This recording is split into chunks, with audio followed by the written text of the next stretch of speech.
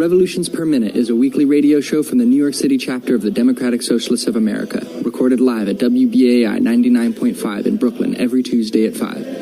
RPM is about doing the work to build a democratic socialist future.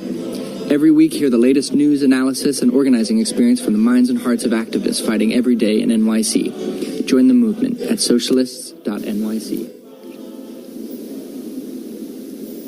Hey, what's up, New York City? It's Amy Wilson. You're listening to Revolutions Per Minute live from the new WBAI studios, and today's show is called Ecosystem of an Uprising.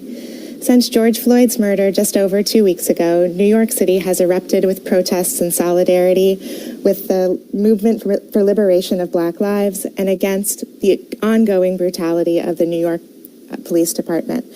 Since that time, DSA members have been involved in supporting the protests in a variety of ways, from arming them with information to greeting them with snacks and water once they've been released from arrest, to patching cuts and scrapes on the streets.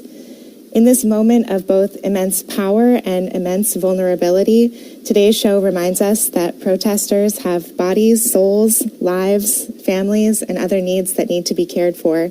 And today we'll be focusing on the people who focus on that ethic of love and care.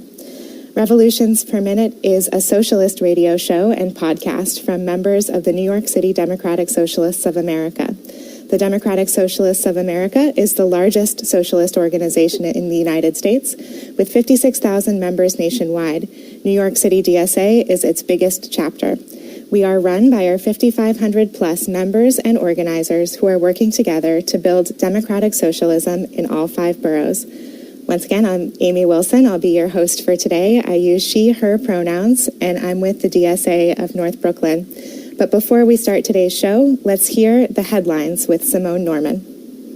After weeks of protests against police brutality, Governor Cuomo signed a package of reform bills, including one outlawing police chokeholds, which have been against NYPD regulations since 1993, and another to repeal 50A, the section of New York law that kept police disciplinary records from the public. The Intercept and the New Yorker spoke to progressives in state and city politics who are voicing their anger at Mayor de Blasio's handling of the police throughout his tenure.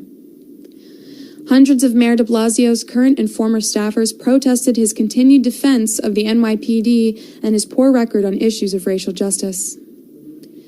The Civilian Complaint Review Board, which has not conducted in-person interviews with police officers since March, wants to resume such interviews this month via WebEx, but the police unions are refusing to cooperate.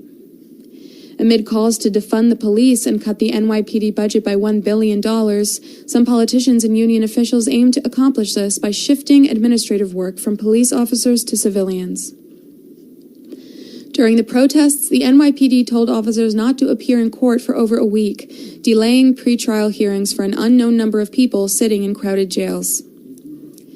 Ithaca passed a resolution allowing the mayor to cancel rent for tenants during the pandemic. An essential worker was incarcerated for a week after being caught in a mass arrest of protesters in the Bronx. The system for selective admissions in New York City high schools has fallen apart due to coronavirus, and many school activists hope to use this as an opportunity to reimagine a system that has resulted in one of the most segregated school systems in the country. And in election news, New York State Senator Zelnor Myrie of Brooklyn is using the protests against police brutality to push for a state law outlawing geofence warrants, which allows the police to get location data for large groups of people. Gotham Gazette covered the race between incumbent Aravella Simotas and DSA endorsee Zoran Mamdani in the 36th Assembly District of Astoria. The Nation interviewed Farah Safran Forrest as well as The Forge. The Forge also interviewed her campaign manager, Tasha Van Auken. The New York Times released its endorsements in New York congressional and state legislature elections, including Jamal Bowman against Elliot Engel. In the wake of negative press for his campaign and progressives coalescing around his opponent Jamal Bowman, incumbent Representative Elliot Engel of the Bronx is getting support from 2 different dark money groups, which have combined to spend over $250,000 on the race. Voters have reported receiving texts referring to communists trying to take over the Democratic Party. The Engel campaign denies being behind the texts. The Board of Elections has received over 10 times as many absentee ballot requests as it did in the 2016 primary and is struggling to keep up with requests. Assemblymember Yulain Nu is facing opposition from some establishment Democrats in her re-election bid against a well-funded challenger. And finally, early voting has begun at a limited number of locations across the city and will continue until primary day on June 23rd. To look up where your early voting site is, you can visit thethorn.nyc.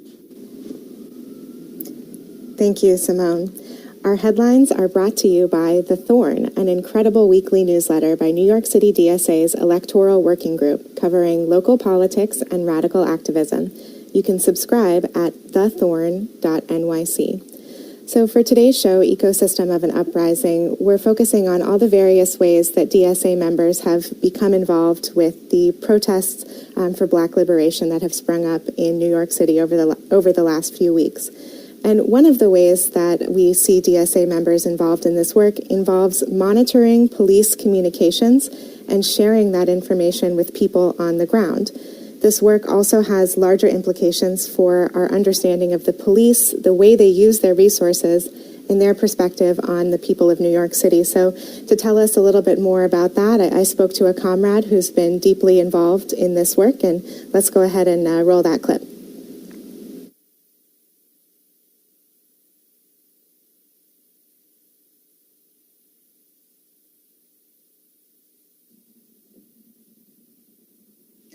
Hello, good evening. Thanks so much for speaking with me on Revolutions Per Minute. Thank you. So tell me a little bit about who you are, as much as you want to say, and what you've been doing to support the protests and participate in our ecosystem of an uprising that we're seeing here in New York City. Well, I'm a member of the New York City DSA. I'm also somebody concerned about everyone out on the street, whether they're affiliated with that organization or not. And it's been great to see so many people who aren't necessarily politically active in other activist groups out there on the streets. So it's been a really amazing time to be helping these people in a variety of ways learn how to best use that time on the streets to get the most actionable change. And one of the ways that we've really been able to do that, in addition to actually physically being on the street and then helping people in terms of medic and other information out there or providing snacks and food, is providing a sort of technical infrastructure to enable those street actions. And I'm a member of a collective of people who are artists, tech wizards, and all sorts of things in between, who are out there building tools in order to allow us to keep track of police, coordinate movements, and do all sorts of other stuff that just a few years ago would have been possible, but now allow us to really magnify our effects on the ground with technology and community. And it's a really exciting time to be able to build all this stuff and to put these tools in the hands of people who otherwise would be out there flying blind with police who's massively more technologically enabled than we are. Mm-hmm. Absolutely. So let's start by talking about that a little bit, the utility or the function of the data that your collective has been putting out for protest support. So you have people who monitor the scanners and who put information out over various methods, Twitter being one of them. There's a few more. But how is that information used, or how do you hope that the information will be used? Well, I actually want to lean just for a second on a sort of dirty term in my mind. It's something called force multiplication or force multiplier, which is unfortunately a military term, but it's this idea that you can take tools or weapons, typically how it's used, and give it to somebody, and it makes their personal effectiveness much greater than they would be otherwise. So say you have two people who are in a hand-to-hand combat, their force might be one each, but now you give one a knife, and that person can fight several more people, It's sort of a very crude way of understanding the effectiveness of one on the ground, but it's common when you're having these types of conversations. The cops have tons of force multipliers, unfortunately. Their cars, their helicopters, their weapons, and most importantly, their radios allow them to coordinate their actions on the ground, surveil all of us, and make sure that they're always moving one step or two steps or three steps ahead of the protesters, who are typically flying blind and just following the people ahead of them. And oftentimes, an organizer has a plan, but the regular people out there don't really know what's going on. You're limited to what's immediately around you. So what we in this scanner collective have done is sort of weaponize some of the police's own tools and turn them against them. Police if you're not aware, use radios to communicate with each other on the ground, and they have dispatch that controls all this and coordinates units and stuff. But all this stuff is actually broadcast in a very open way where anybody can tune in and listen. And this collective has taken that information, turned it into tools and techniques where people listen to that, report it, and then it's either tweeted out directly or added to this map, which scanmap.mobi, you should check that out if you're on the streets. It updates everything, shows you where the police are, what other movements, and allows somebody who would normally not have any idea what's happening see exactly what the police are doing. And that's a huge force multiplier for people on the ground. And in a minute, I guess we could talk about some ways that this can be exploited and turned against the police. But it's nice to sort of balance the playing field a little bit because, like I said, they have so many advantages over us. When we're able to take some of their advantages and turn it back against them, it gives us a great opportunity to actually make some radical change here. Mm-hmm. And so you, along with the collective, have spent a lot of time listening to police scanners over the last couple of weeks to engage in this work. Could you tell me a little bit about anything that you've noticed, anything that you've learned, patterns that you've observed within that information? Well, there's a lot of interesting points here. And the first off is that we like to think that these police are super aware of what's going on and they're highly organized and stuff. And listening into scanners, not just here in New York, but in other cities like Atlanta at the moment, you find that oftentimes police have no idea what's going on. They don't know the geography of their own cities. They get mixed up. They report wrong information. And it is a mess out there. And we should take a lot of encouragement from the fact that they're just as confused as we are half the time, if not more so. And there are a lot of things also that really drives police crazy. So if you've listened on police scanners, you've probably heard the term open carrier. It doesn't refer to somebody walking around with a rifle on the streets. It just means some doofus cop somewhere left his mic open and everyone can hear what they're saying. And oftentimes they're saying horrible things and we're recording that and pushing those things out. So don't think you're getting away with these vile statements without people noticing. But that stuff drives cops crazy. But on a more practical scale, in terms of what protesters can do to bother cops, they freak out anytime somebody gets near a bridge. They freak out anytime somebody gets near a major highway like the West Side Highway or the BQE. And they hate bike protests because they're hard for them to keep track of. Oftentimes, especially later in the night when things are getting dark, they lose track of where these groups are because they're moving too quick. It's too fast for cops to walk next to. It's too slow for cops to drive against. So they have a lot of trouble managing these things, which really drives them crazy. And the other great thing that we hear is when protest groups, which are large and safe that way, break off into small groups, go in different directions, and all of a sudden the cops panic because maybe they only have enough groups to follow one or two of those subgroups, but now there's 4 or 5, and they don't have the manpower right there at that moment in order to keep track of all these. It drives them crazy. It uses their resources in a way that really drains them. And it's encouraging to hear them on the radio panicking and freaking out. They say, where does this group? We don't know where they're going. What are they going to do? And you can hear the panic creep into their voice. So there's a lot of stuff people are doing on the ground right now that freak cops out. I think there was a moment the other day where there was a paint protest and they were desperately trying to move their cars out of the way because they didn't want their personal vehicles to be covered in paint. But it's great to hear people doing interesting things on the ground that are driving cops crazy. And we hope that the data we're putting out in these tweets and on the map also reflect this. And protesters are learning from these lessons just like we are. Mm-hmm. So you started to dig into this a little bit, but I'd love to hear your thoughts on sort of the bigger picture or the larger question of, as this moment continues to evolve and change, and as the conversation about policing continues to evolve and change, where do you see this work fitting into the larger picture of DSA's organizing? How could this data be used to support defunding or abolishing the police? There's a couple points here that I want to address. And one is that this collective in particular, we built a lot of technical tools, but also a lot of human knowledge and a great community that knows how to run these tools. And we're really trying to make an effort to document this infrastructure and make sure that it can be put forward in a sustainable way. So if these protests were, say, to slow down or stop, but then it picks up back again 6 months later, 2 years later, or it happens in another city, we can take these tools, techniques, and lessons that we've learned and instantly spin this back up and from day one, be there ready to help people on the ground instead of us taking a couple days or weeks to get back into the swing of things. So it's really important for us to document and use all these tools, not just here in New York, but all around this country and around the world, in order to enable people who are sympathetic to continue fighting these fights, whether it's now or later.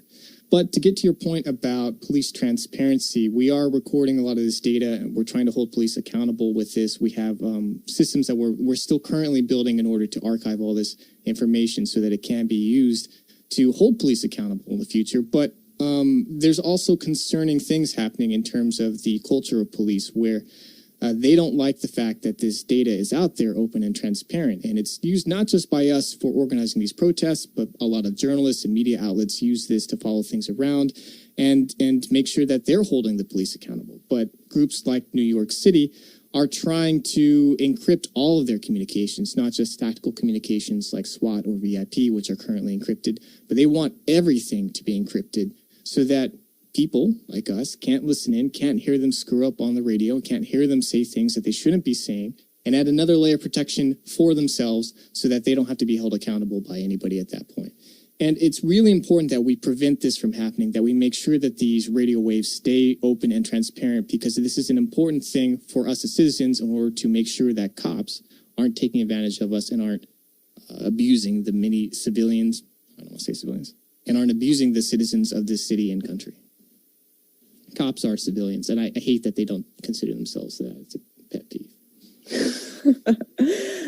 So you made a lot of great points there, and I can imagine that people, especially those people who are listening to WBAI at this moment and who are on the left in New York City and involved in police, anti-police work in a variety of ways, might be interested in learning more or getting involved or supporting the infrastructure that you're building. So do you have anything to offer to folks who are listening now and might want to know more?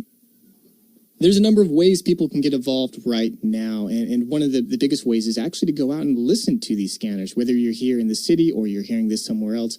The technology is not hard. It's pretty affordable to do. We've written tutorials and documentation so that you can take basically a small $30 or $40 computer, plug what looks like a $30 USB stick into it, and insert a memory card, and then a couple minutes later, after running some commands, you've got a portable police scanner you can use from your home to feed to friends, to feed to comrades, or to just personally listen to and make sure that when you hear bad things happen on the radio, you're there to report it and hold somebody accountable.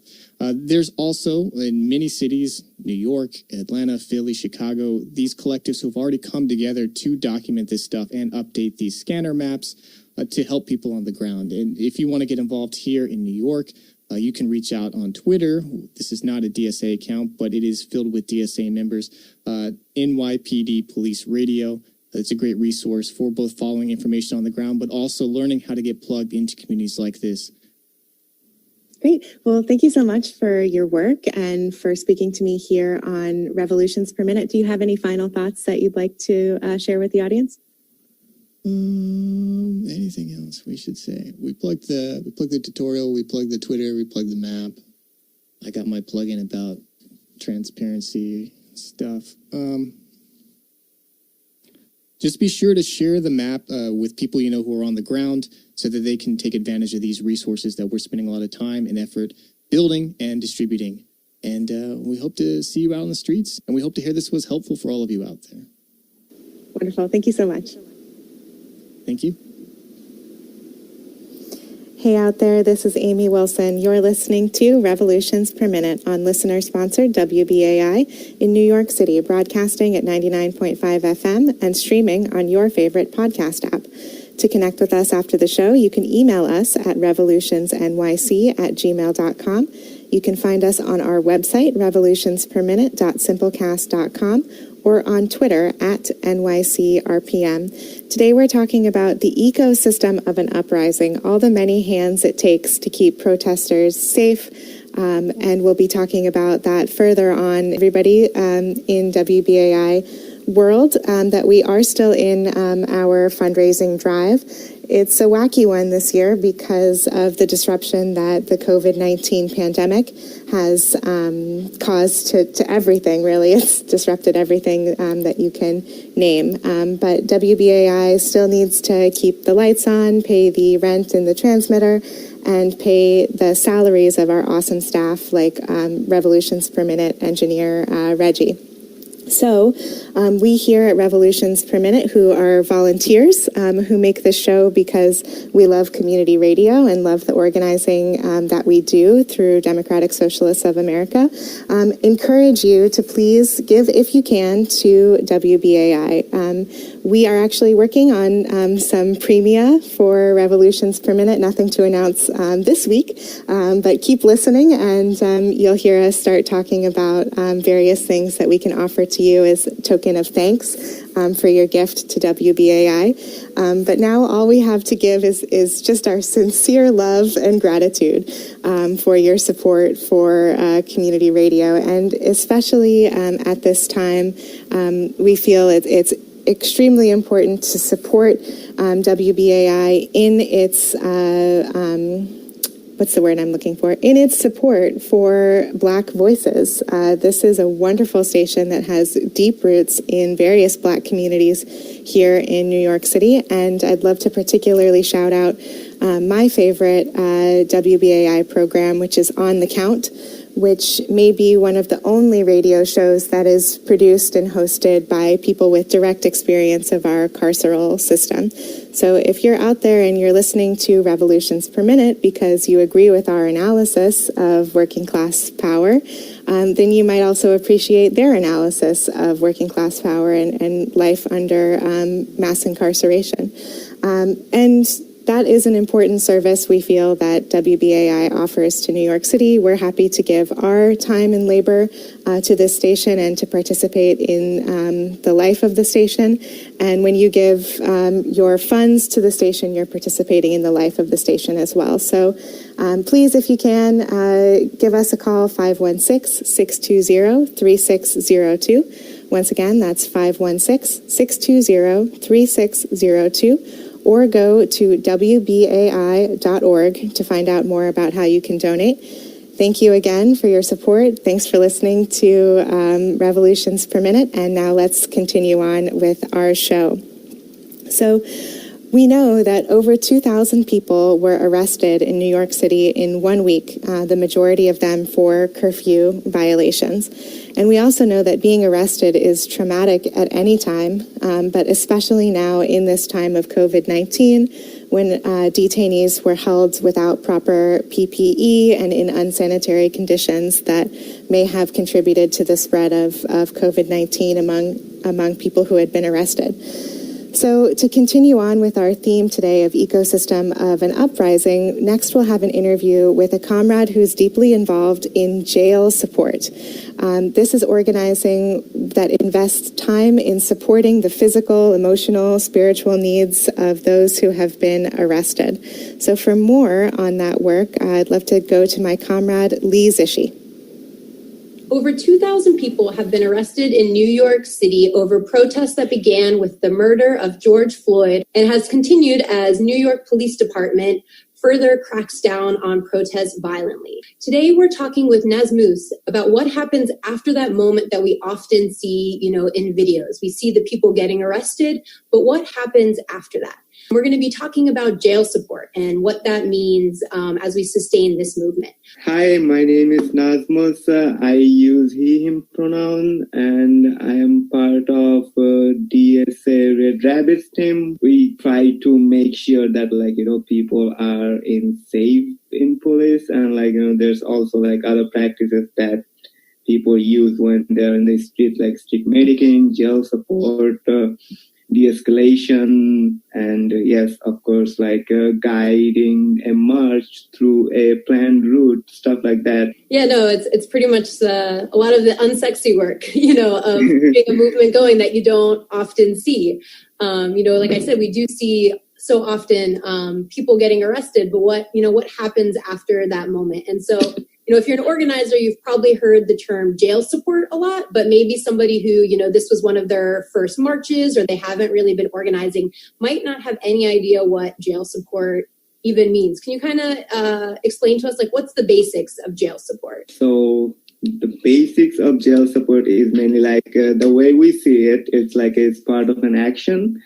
And the jail support team, their action is not over unless everyone getting arrested in an action is free. And in the language of Asata Shakur, that's like, these are your duties as you love and protect each other during jail support. So this is kind of our motto, and and the way we learned this practice, it came to us from like the honoring the work of abolitionists before us. And we follow like different material, but the way we are organizing jail support nowadays, it came from Shut It Down City Hall, NYC Abolition Square, and it's adopted by MJ, Jason, Rosa from Jail Support New York City, December 2014, and Mutant Legal's Guide. And yes, basically jail support is, we find out who is arrested, we find out where they're taken, we alert our jail support team, if any, we go get to the precinct, get info, their arrestees info from that precinct, and then we wait and update folks and families outside. We prepare for maybe more jail support because some folks don't get released immediately. They go to like central booking for arrangement. And when people come out, we try to support them. Like, it's COVID time, so no more hugs, but like, hand sanitizer, water, mask, and like, people like cigarettes a lot. That's kind of like one of their first tasks. So we try to make sure that these things are there.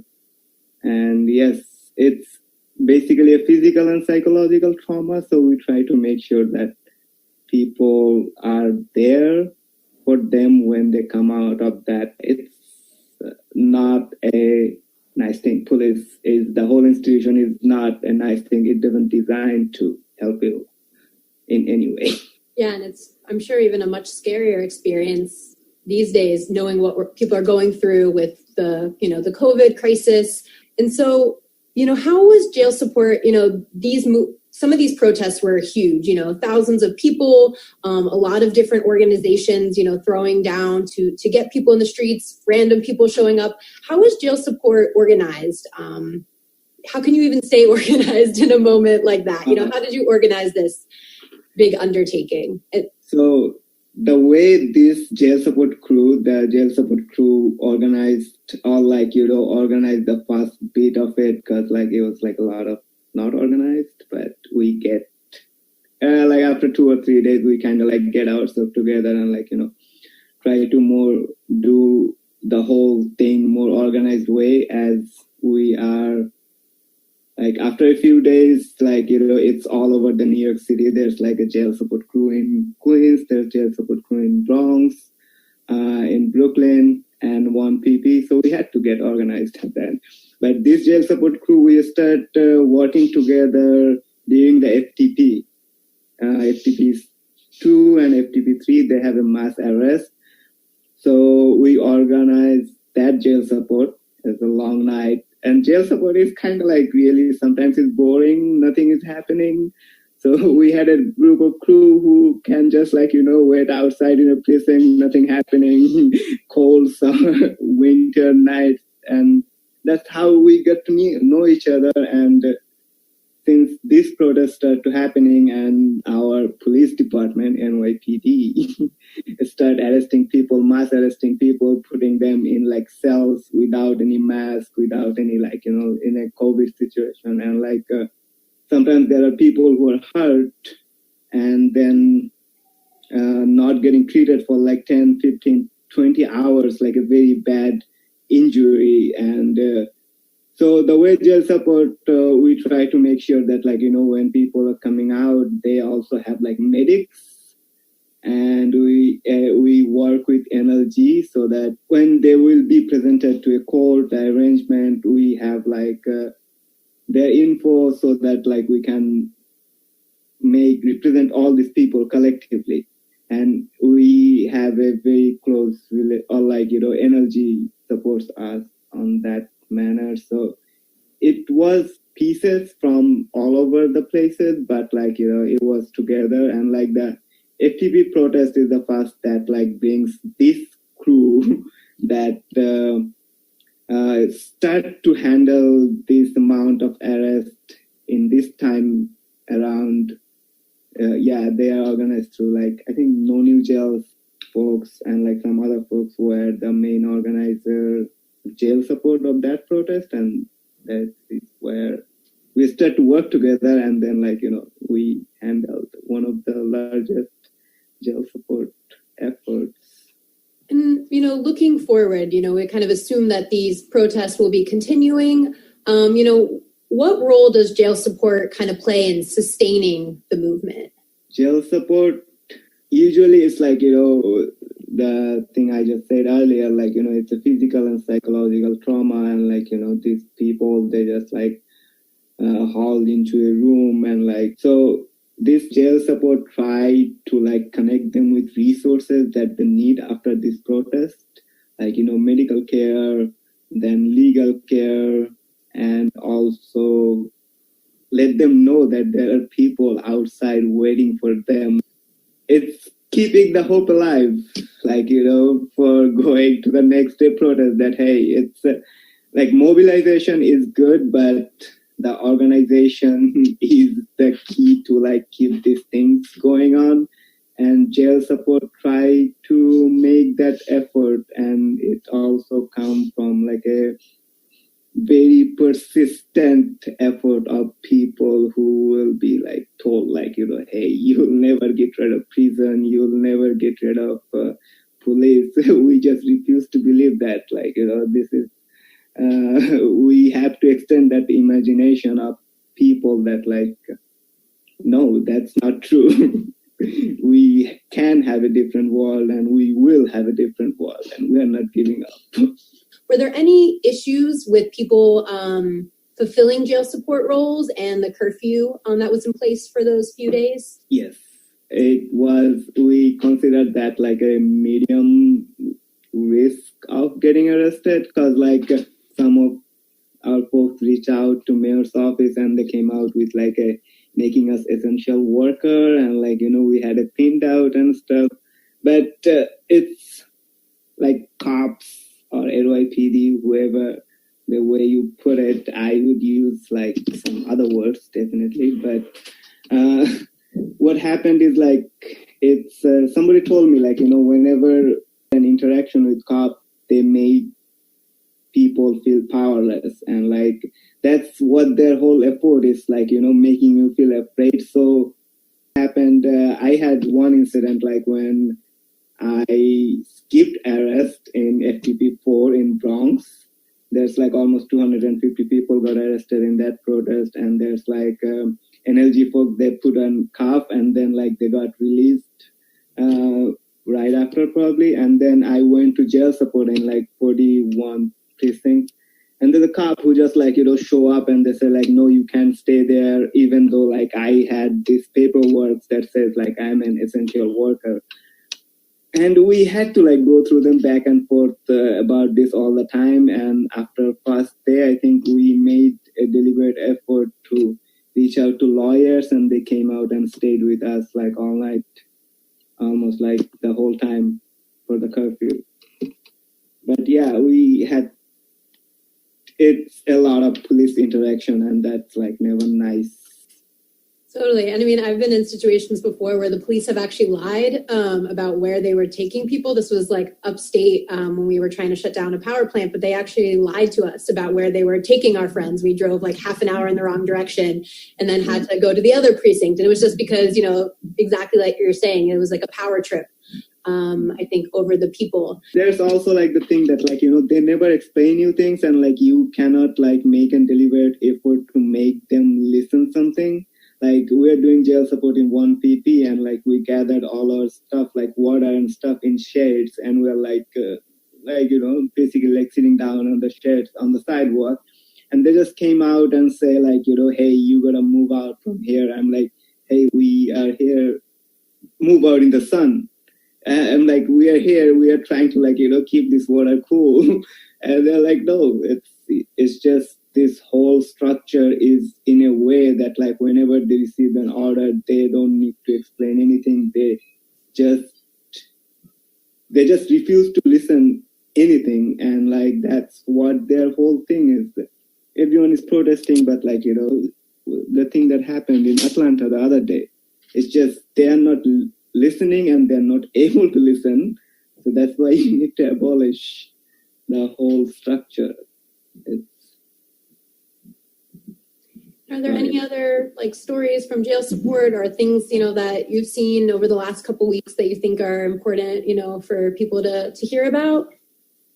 So there's one incident happened like in 1 pp where like one person was, I think, having a seizure or like really bad condition, like needed immediate medical attention. But like cops didn't do anything. They just stand there, and like then somehow we got information that there's a person in that car, and like there's people who just went there and like talked to cops, and then they made that call, and the emergency hospital care, they came, and like they're like, now you go. It's like it's all theirs. Like it's kind of that kind of attitude. It's like you have no power. Like I'm the only one who's talking, and you're the only one who just had to follow the order. All the order will be racist,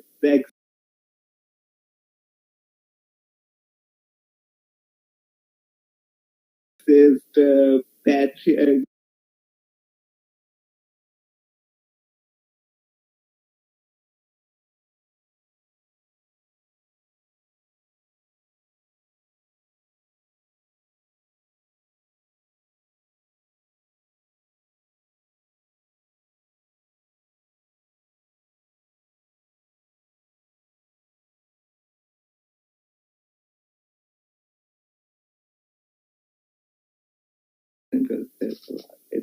It's called history that we are trying to like correct, I would say. But Red Rabbits is a good way to get involved in this kind of work.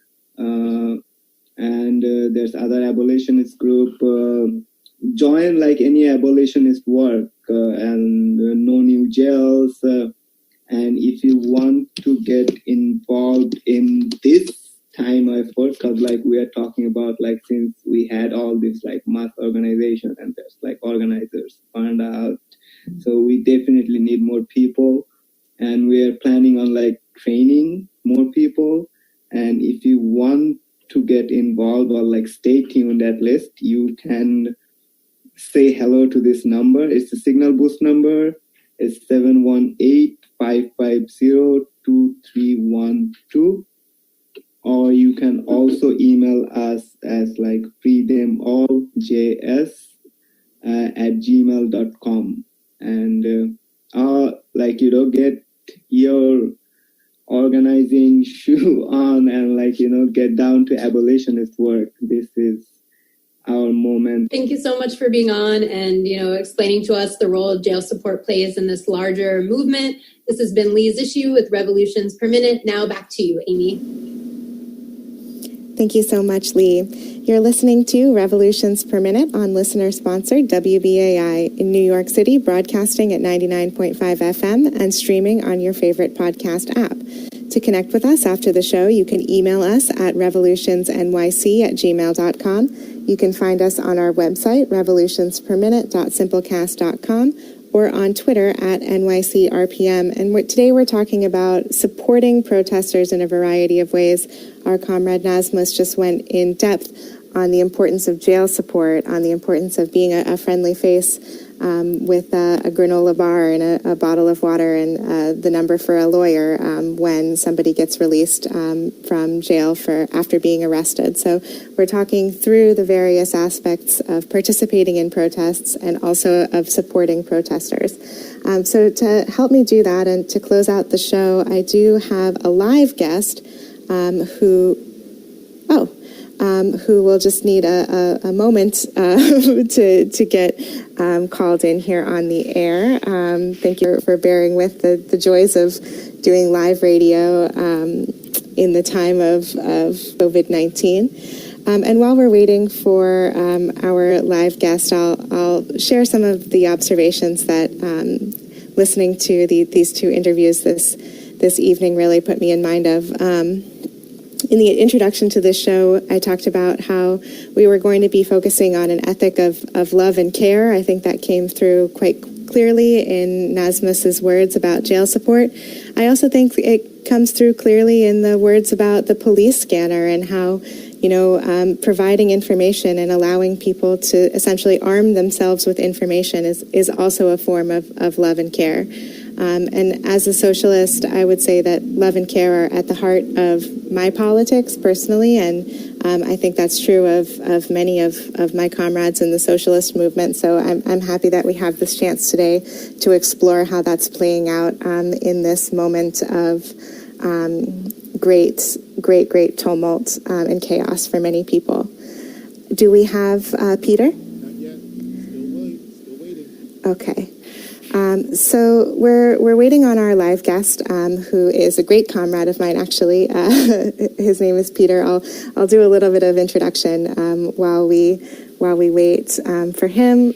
Peter is rounding out our show by giving us the perspective of a protest medic. These are the people who care for the physical and oftentimes emotional needs of protesters during protests. So if you've been to a protest recently, you might see somebody carrying a large bag. Sometimes they've got a plus sign, a red plus sign taped on it. Sometimes they're physically identified in another way as being a medic, and their role is to help you with first aid and various other types of bodily care, sometimes even just with something as simple as a cigarette or a tampon or whatever you might need to continue protesting. So when we have Peter live on the show here, we'll talk a little bit about what that means. And I'm also hoping that Peter will be able to give us a little bit of, what's the word I'm looking for? Practical advice for those who are maybe heading out on protests tonight, this weekend. What can you do to keep yourself safe? Peter! Oh. Can you hear me? I can hear you. Can you hear me? I can hear you, and you're live on Revolutions Per Minute. Well, that's great. So I just gave the listeners a little bit of a rundown of what a medic is. But if you wouldn't mind, go ahead and introduce yourself. Tell us a little bit about you and how you've been involved in these uprisings over the last couple of weeks. Sure. My name is Peter. I am a student nurse and also a trained street medic. The Street Medic Collective I run with is the New York City DSA Medic Squad. Although most of us were trained by an organization called NYCAM, which stands for New York City Action Medical. So I am just speaking for myself here. I'm not speaking for either of those organizations, but I've been running as a street medic for almost 2 years now. In that time, I think the last 2 weeks, starting around the end of May till today, so 2.5 weeks, the amount of medicing, the amount of actual injuries and people in distress situations I've had to treat in the street has been more than I've done cumulatively in the last 2 years. And I've gone to some hot spots in the last 2 years. We went down for the second Unite the Right to Medic for the counter protest there in Charlottesville, and then the day later in DC. So it's not as though that it's been quiet. It's been an active time since I've started volunteering. It's just there's been nothing like the last 2 weeks in my experience that I've been part of before. Right, and I think most people who've lived through these last 2 weeks would probably say the same. And I'd love to hear a little bit, dig more specifically into what you've seen on the streets. But before we go there, just wondering if you could talk a little bit about, if you will, the philosophy behind medicing. Why is it a role that people choose to take on when they participate in protests? So, like, I feel like there's a lot of thought here, and there would actually, of all places, not normally a place I would point to for a good source of praxis, but recently the New York Times ran a feature on the mother of street medicing, which I unfortunately only began to skim. But if you want to search around for that, I'm sure you could Google it very easily. But there's a long tradition of street medicing that goes back a long way. I mean, everybody at an action is there because we all share a belief in something. We all have the same fire to want to change things, and part of that means that we have to take care of each other, and part of that means that sometimes protests can get hot, and it's not just about when protester actions get hot. Like, even a very orderly permanent march, let's say it's happening on a hot July day, you're going to have people there who are trying to stand in solidarity with you who might start to have heat stroke or might start to get dehydrated, and that's still something you got to watch out for. So I would say the philosophy is one about really modeling the structures that we want to see, while also recognizing that there's a real need for this kind of work at actions and at protests. Wonderful. So let's go back to then speaking about these last 2 weeks, what you've seen in the streets, and what your experience has been like trying to provide first aid and support people's bodies and spirits during protests. Gotcha. Without being too specific about which of the actions in the city I've been at, I will say that I have been out medicing 4 times in New York since the uprising began, and during that time, I've seen just significant amounts of police-inflicted trauma on protesters, unprovoked use of chemical weapons, and by that I mean pepper spray. Pepper spray is a chemical weapon. So I've seen police just indiscriminately use chemical weapons against protesters in the streets. I've seen a lot of violence from batons resulting in contusions and even fractures. I witnessed at least one person receive a very, very, very serious injury to the head from a police baton one evening, and unfortunately, because of the conditions, that person was attended to, but I was not the person attending to that person. It's been very disturbing, but it's also, one thing that I will say is that because of how much it seems like this moment is really radicalizing so many people, I have sometimes felt, a certain responsibility, oh, well, there aren't that many medics. I really, even if I'm tired, I got to go out there. Even if I'm facing burnout, I got to be out there. And a thing that's been really, really great to see in the middle of all these terrible things is that so many people have wanted to kind of get into medicing, that a lot of people who maybe have prior medical background as EMTs or nurses or even some doctors have done some bridge trainings and now are also running the streets. So the number of people I've seen in the streets medicing has gone up, which is great to see, and also is a bit of a relief because it means that, I don't have to feel as much pressure on myself these days.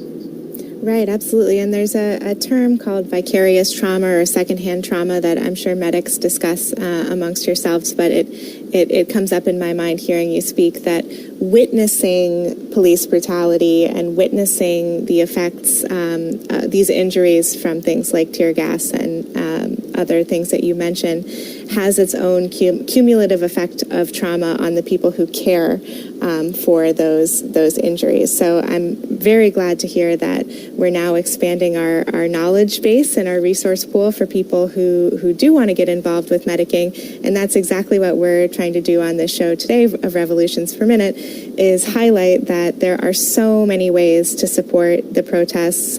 For those who want to go beyond marching in the streets with a sign, or who maybe cannot march in the streets with a sign. We talked about some remote work as well. So thank you for providing that perspective.